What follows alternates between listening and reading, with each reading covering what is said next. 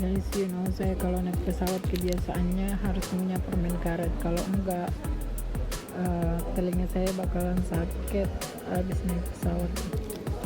Terus saya memilih alternatif supaya leher saya nggak sakit.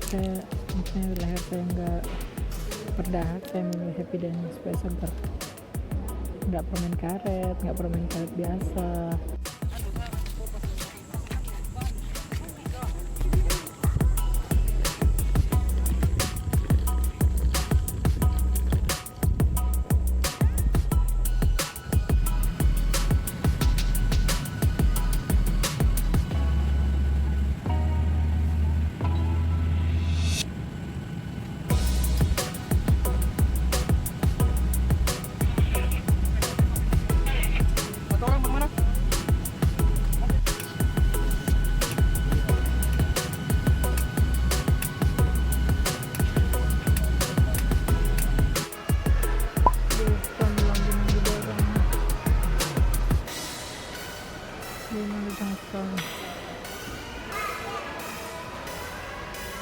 Ada yang menjemput kita, guys.